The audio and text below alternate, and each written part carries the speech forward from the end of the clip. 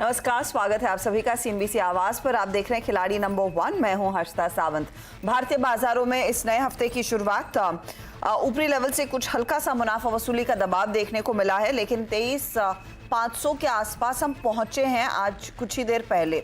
तो डे लो से आप कह सकते हैं कुछ रिकवरी लौटती हुई दिखाई दे रही है। निफ्टी बैंक पर गौर करिएगा, यहाँ पर ज्यादा मुनाफा वसूली है। हालांकि आज सुबह में 400 पॉइंट का नुकसान था, उसके सामने स्थिति इस समय ज्यादा बेहतर दिखाई दे रही है। 51,439 के लेवल्स 200 पॉइंट नीचे ये इंडेक्स ट्रेड करता हुआ, और मिड कैप इंडेक्स में आप गौर करेंगे तो हल्की सी बढ़त देखने को मिल रही है। तो डे लो से आप गौर करिएगा, निफ्टी बैंक लगभग 300 पॉइंट अपनी चाल को सुधार चुका है, और मिड कैप इंडेक्स में ज्यादा बेहतर सुधार है, क्योंकि डे लो से करीब 600 अंकों का एक पुल बैक देखने को मिला है। यानी कि मोड थोड़ा सुधर रहा है। सुबह में जो थोड़ा सा सेंटिमेंट बिगड़ा था, उसके आगे बढ़ता हुआ बाजार। सेक्टोरली सिचुएशन क्या बन रही है वो आपकी स्क्रीन पर आ जाएगी। एडवांस डिक्लाइन रेशियो अब कुछ पॉजिटिव टेरिटरी में आता हुआ, लेकिन आप गौर करिएगा आज डिफेंस कंपनियों में थोड़ा सा एक्शन है, हाउसिंग फाइनेंस कंपनियों में थोड़ा सा एक्शन है, लेकिन दिग्गजों के कंट्रीब्यूटर्स अगर आप देखें, M&M, ICICI बैंक, TCS और सन फार्मा, ये वो ट्रेड्स हैं जो सबसे ज्यादा तेजी में है। Reliance, IndusInd bank, HDFC bank और इन्फोसिस थोड़े से बैकफुट पर कारोबार कर रहे हैं। ये है आपके लिए मार्केट की ताज़ा तस्वीर। अब इस हफ्ते फिर आपकी क्या ट्रेडिंग रणनीति होनी चाहिए, किन स्टॉक्स पर आप फोकस करेंगे, इस सब पर बात होगी। हमारे साथ 3 मेहमान जुड़ रहे हैं। 5पैसा.com के रुचिर जैन, पृथ्वी फिनमार्ट के हरीश जुजारे और साथ ही साथ मार्केट एक्सपर्ट अमित सेठ। आप तीनों के बीच मुकाबला रहेगा इस हफ्ते का। Good morning gentleman. पहले तो मार्केट पर एक व्यू, डे लो से एक अच्छी रिकवरी, और रुचित क्या चाल और सुधर सकती है निफ्टी की? Yes, very good morning Harshada ji. Harshada ji, clearly पिछले कुछ दिनों में हम देख रहे हैं कि मार्केट्स ने इंडेक्स फ्रंट पे मोर एक कंसोलिडेशन बताया है, लेकिन ये कंसोलिडेशन में जो उसके इंपॉर्टेंट सपोर्ट्स है वो सपोर्ट्स अब तक ब्रेक नहीं हुए। अब लोअर टाइम फ्रेम का सपोर्ट 23,350 से 400 की रेंज में था, और उसी रेंज में हमने आज एक सुबह ही लो बना के वहां से रिकवरी दी। सो पॉसिबिलिटी है कि हम एक कंसोलिडेशन इंडेक्स में देखेंगे। अभी आज का लो इंपॉर्टेंट रहेगा फिलहाल 23,350। वो जब तक ब्रेक नहीं होता है तब तक कोई नेगेटिव साइंस नहीं है।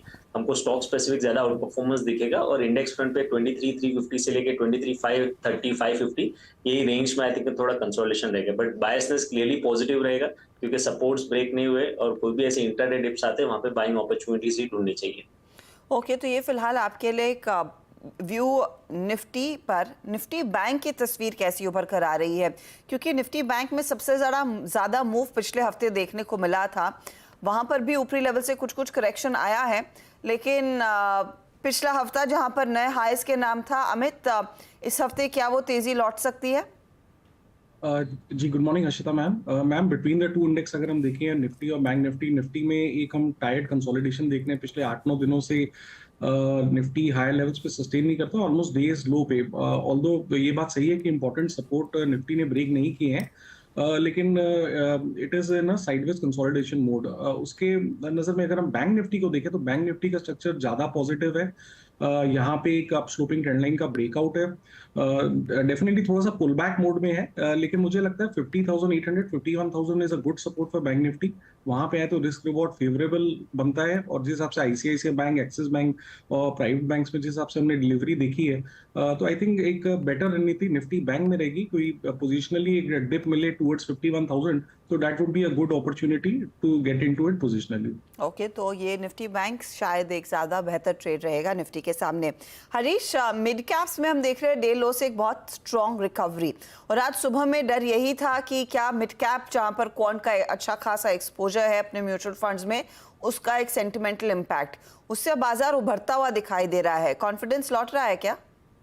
बिल्कुल हर्षिता जी, अगर गुड मॉर्निंग। और मार्केट के हिसाब से देखा जाए तो स्मॉल कैप और मिड कैप में भी थोड़ा बहुत पुल बैक देखने मिला है, और ऑलमोस्ट डे हाई के आसपास चल रहा है मिड कैप इंडेक्स।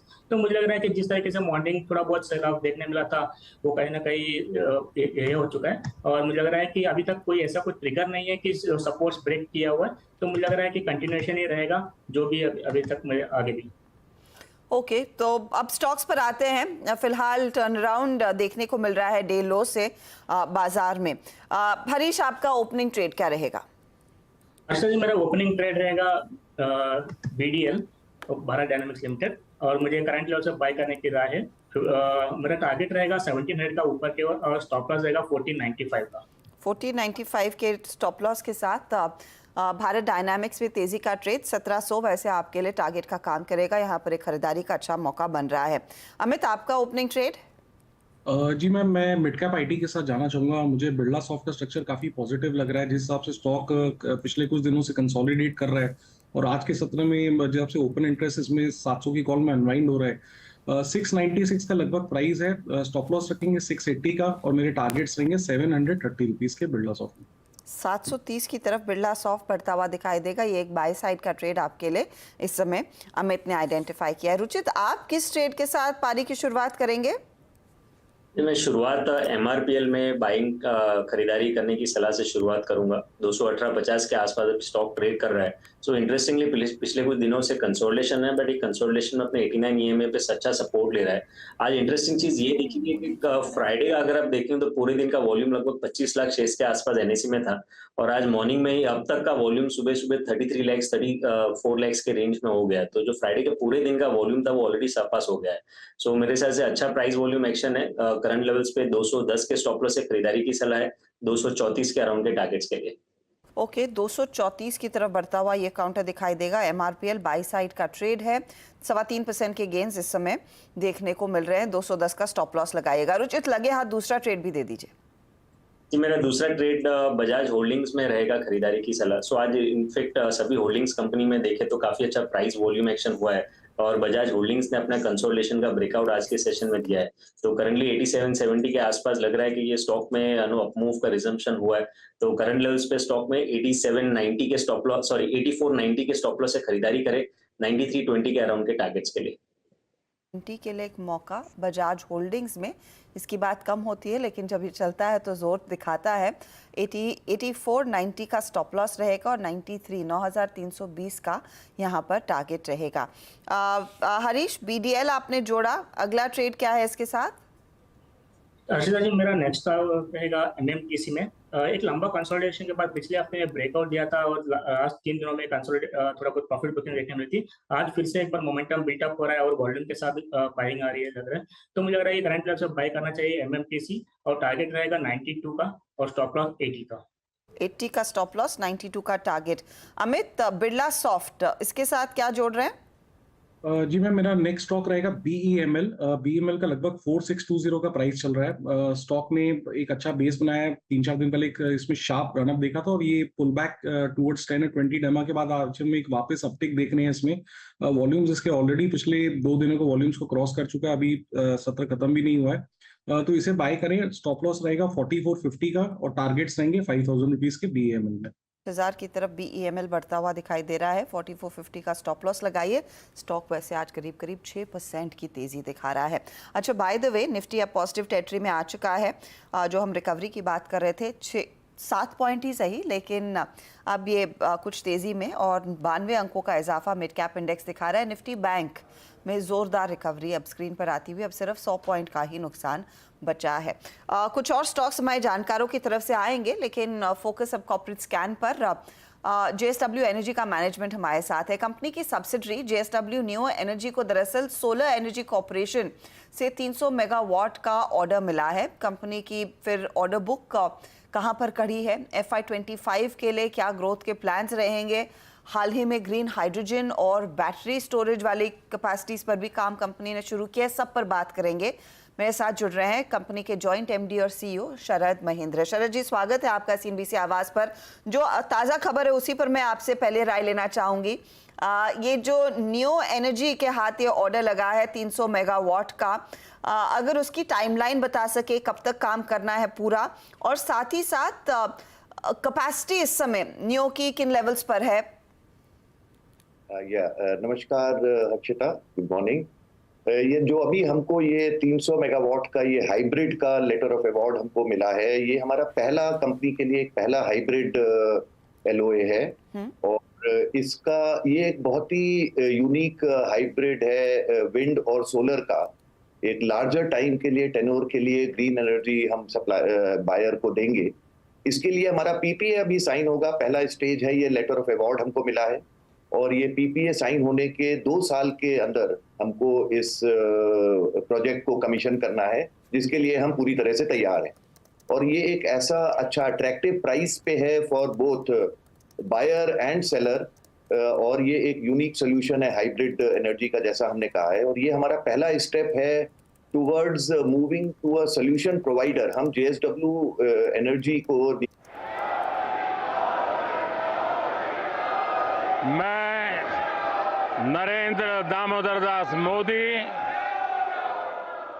जो लोकसभा का सदस्य निर्वाचित हुआ हूं, ईश्वर की शपथ लेता हूं कि मैं विधि द्वारा स्थापित भारत के संविधान के प्रति सच्ची श्रद्धा और निष्ठा रखूंगा।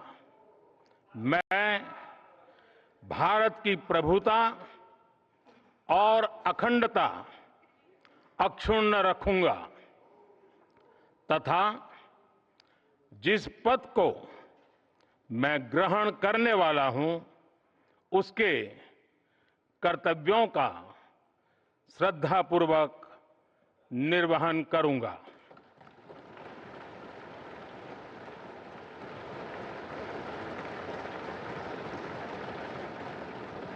प्रधानमंत्री नरेंद्र मोदी ने तीसरी दफा शपथ ली है लोकसभा में।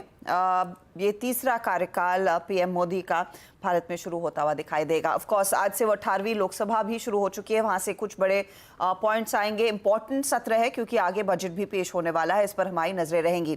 बहरहाल वापस लौटते उस चर्चा में, आपने कहा एक बहुत unique solar hybrid power project है। क्या इस तरह के और प्रोजेक्ट्स के लिए शरद जी जेएसडब्ल्यू एनर्जी क्या बिड करती हुई दिखाई देगी कि क्या ये एक बड़ी अपॉर्चुनिटी है कंपनी के लिए? हाँ जी, ये कंपनी के लिए एक बड़ी अपॉर्चुनिटी है और हमने इसमें ऑलरेडी ये एक ही स्टेप है। इसी तरह के और भी सोल्यूशन होते हैं, round the clock green power, then peaking power green power, then FDRE की फॉर्म डिस्पैचेबल रिन्यूएबल एनर्जी। ये एक यूनिक सोल्यूशंस हैं जिसमें 24 घंटे बायर के रिक्वायरमेंट के हिसाब से हर घंटे लोड को वेरी करना होता है। उसके टेक्निकल सोल्यूशंस होते हैं जिसमें टेक्नोलॉजी इन्वॉल्व है और जेएसडब्ल्यू नियो एक डेडिकेटेड टीम इस पे वर्क करती है और we want to be seen कि हम एक सोल्यूशन प्रोवाइडर हो रादर देन जस्ट एक पावर प्रोड्यूसर की तरह देखे जाए। तो उस पे हमारा काफी स्टॉक है और हमने एक एफडीआरई का भी काफी बड़ा बिड हमने जीता आज से 3 महीना पहले, जो कि 24 घंटे ग्रीन एनर्जी जो कॉम्बिनेशन है विंड, सोलर और बैटरी स्टोरेज का। तो इस लाइन पे हम लोग काफी फोकस्ड वे में काम कर रहे हैं। मैं इनफैक्ट बैटरी स्टोरेज पर आऊंगी, लेकिन बीच में आप लोगों ने ऑफ कोर्स अपनी ही एक कंपनी जेएसडब्ल्यू स्टील के लिए जो ग्रीन हाइड्रोजन का प्रोजेक्ट पर काम शुरू किया है। कितना सप्लाई होगा, कितना बड़ा प्रोजेक्ट है और क्या ये जेएसडब्ल्यू ग्रुप के बियॉन्ड भी आप फिर सप्लाई करने की क्षमता में रहेंगे इस प्रोजेक्ट पे काम जब से शुरू होगा उसके बाद? हमने ये हमारा हिंदुस्तान का ये सबसे बड़ा ग्रीन एनर्जी का प्रोजेक्ट है जो कि करीब 25 मेगावाट ग्रीन स्टील से ये प्रोजेक्ट चलेगा और इसमें 3,800 टन पर एनम का ग्रीन हाइड्रोजन और ऑलमोस्ट 30,000 टन पर एनम का ऑक्सीजन हम इस प्रोजेक्ट से सप्लाई करेंगे अपनी ग्रुप कंपनी को, क्योंकि वो भी एक ग्रीन स्टील की तरफ जैसे प्रोडक्शन की तरफ मूव कर रहे हैं। और हमने जेएसडब्ल्यू स्टील के साथ में एक एमओयू साइन किया है 90,000 टन ग्रीन हाइड्रोजन सप्लाई करने का, जो आने वाले समय में हमको ये जो प्रोजेक्ट है बहुत हेल्प करेगा, क्योंकि ये एक लर्निंग है एज अ सप्लायर हमारे लिए एंड एज अ यूजर हमारे ग्रुप कंपनी के लिए। तो ये एक बहुत ये हमको फ्यूचर के लिए रेडी करेगा to supply large quantity also आगे चल के। तो रफली कब से काम शुरू होगा, कब कमीशन करने वाले हैं आप इसे, और कैपेक्स कितना जा रहा है इसमें? इसमें हमने काम ऑलरेडी शुरू कर दिया है और इस प्रोजेक्ट को हम इसी साल में मार्च 2025 से पहले पूरी तरह से कमीशन कर देंगे। ठीक है। ये इसका कैपेक्स जो है ये एक बहुत यूनिक प्रोजेक्ट है।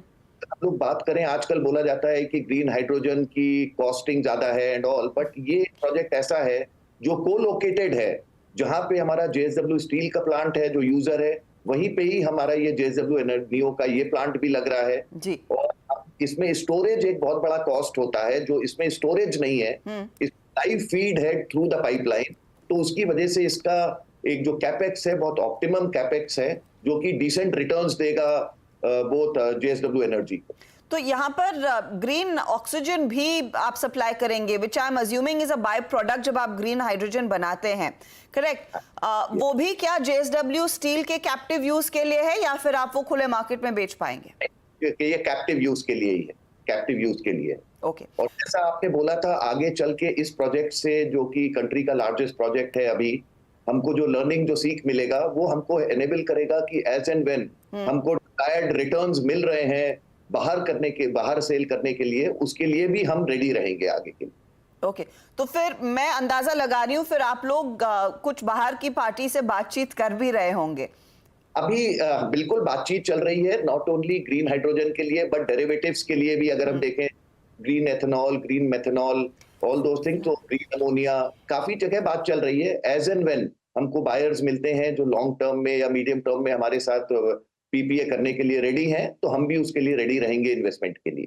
Very quickly sir, battery energy storage project पर भी आप लोगों ने काम शुरू कर दिया है, उसका अगर आप हमें डिटेल दे पाएं कि कितना इन्वेस्टमेंट और कब कमीशन होगा यहाँ से काम?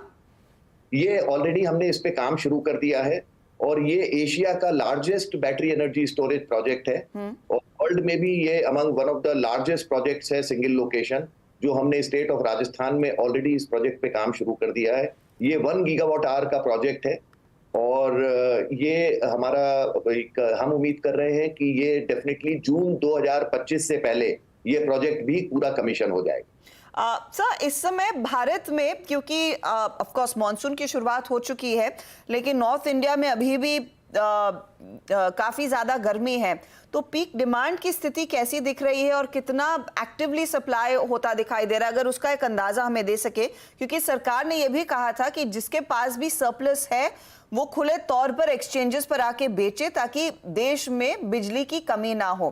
करंट सिचुएशन हमें बता पाएंगे कि कैसी है?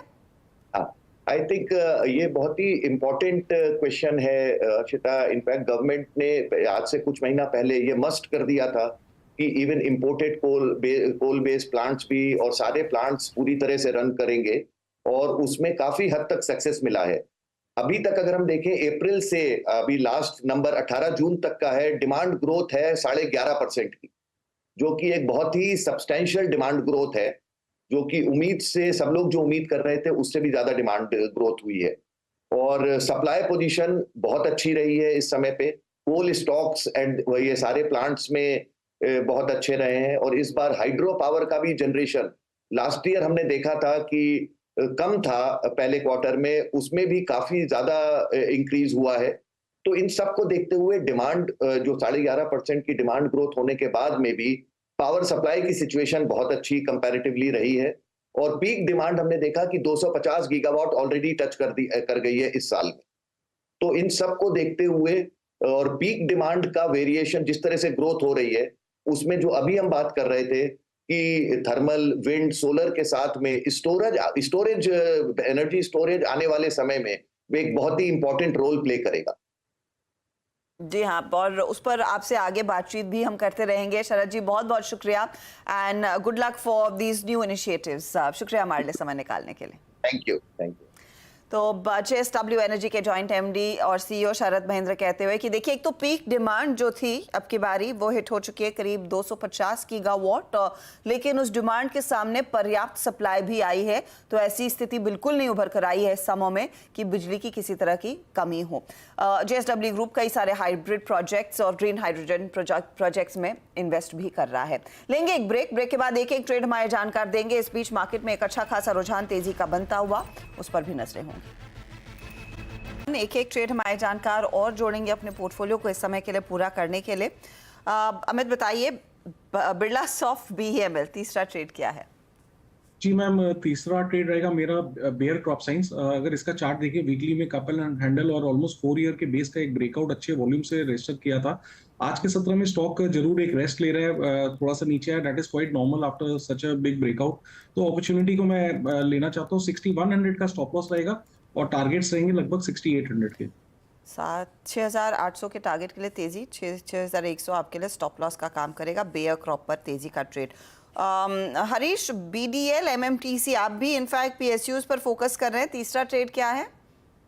अर्षद, मेरा दूसरा ट्रेड है कजारिया सिरामिक्स। जो कि एक बड़ा सा करेक्शन के पास ब्रेकआउट दिया है लॉन्ग टर्म चार्ट्स पे, और आज का वॉल्यूम्स भी अच्छा खासा बिल्टअप हुआ है। तो मुझे लग रहा है कि करंट लेवल से बाई करना चाहिए कजारिया सिरामिक, और टारगेट्स रहेंगे 1465 का, स्टॉप लॉस रहेगा 1340 का। 1340 का स्टॉप लॉस लगाइए और यहाँ पर भी तेजी की पोजीशन लीजिए। 1465 आपके लिए टारगेट का काम करेगा। चलिए रुचित को जोड़ लेते हैं। अब MRPL और बजाज होल्डिंग्स, दो बाय साइड के ट्रेड्स इन्होंने दे दिए हैं। रुचित, आपका तीसरा ट्रेड इस घंटे का क्या है?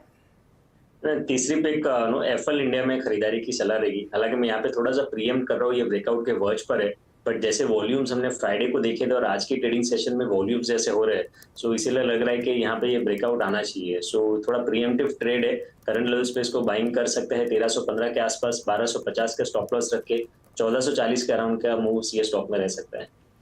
ओके, तो एफएल इंडिया में एक अपॉर्चुनिटी, अच्छी खासी तेजी, 4% तक के गेन्स यहाँ पर। 1440 का टारगेट रहेगा, 1250 का स्टॉप लॉस आप लगाइएगा। ये फिलहाल आपके लिए अपडेट है। चलिए एक एक करके सभी का पोर्टफोलियो आपकी स्क्रीन पर लेकर आते हैं और फिर देखेंगे कहाँ पर सबसे ज़्यादा रिटर्न्स बन रहे हैं इन 3 स्टॉक्स में। तो रुचित ने MRPL 234 के लिए बाय किया, 210 स्टॉप लॉस है। बजाज होल्डिंग 9320 का target, 8490 stop loss. FL India भी आया 1440 का टारगेट और 1250 का स्टॉप लॉस। रिटर्न्स में आप गौर करेंगे तो सबसे ज़्यादा रिटर्न्स MRPL ही कमा कर दे रहा है, 2.5% की कमाई वहाँ पर। अगला पोर्टफोलियो अब आएगा आपके सामने हरीश का। भारत डायनामिक्स बाय किया, 1700 target, 1495 stop loss. MMTC by side 92 target, 80 का stop loss. Kajaria ceramics 1465 target, 1340 का स्टॉप लॉस है। तीनों में बेस्ट ट्रेड जो बैठ रहा है वो MMTC का है, 0.5% का गेन इधर। अब आते हैं अमित के पोर्टफोलियो पर। बिरला सॉफ्ट 730 का टारगेट, 680 स्टॉप लॉस। BEML 5000 का टारगेट, 4450 स्टॉप लॉस। और बेयर क्रॉप इन्होंने जोड़ा है तेजी में, 6800 का टारगेट है, 6100 का स्टॉप लॉस। यहाँ पर सबसे ज़्यादा कमाई बेयर क्रॉप करके दे रहा है, 1% तक के गेन्स। अब ओवरऑल रिटर्न्स की स्थिति क्या बन रही है, मुनाफे का मीटर कैसा टिक कर रहा है, वो आपके स्क्रीन पर है। रुचित लीड कर रहे हैं 3.5% के गेन्स के साथ, फिर अमित है 0.72% के रिटर्न्स पर और हरीश 0.68% के रिटर्न्स पर है। बस ये अभी शुरुआत है, लेकिन पूरा हफ्ता बाकी है। कई सारे ट्रेड्स आई एम श्योर हमारे जानकार बढ़िया वाले आपको देंगे। आप इस गेम शोज के साथ हर रोज़ जुड़िएगा करीब 11 बजे हर रोज़, और 1 बजे हम आपके लिए एक अपडेट भी लेकर आएंगे मिड कैप मंत्र में। Good luck to you gentleman for this week. चलिए लेंगे एक छोटा सा ब्रेक। ब्रेक के बाद आपके लिए कमोडिटी मार्केट का पूरा एक्शन स्क्रीन पर।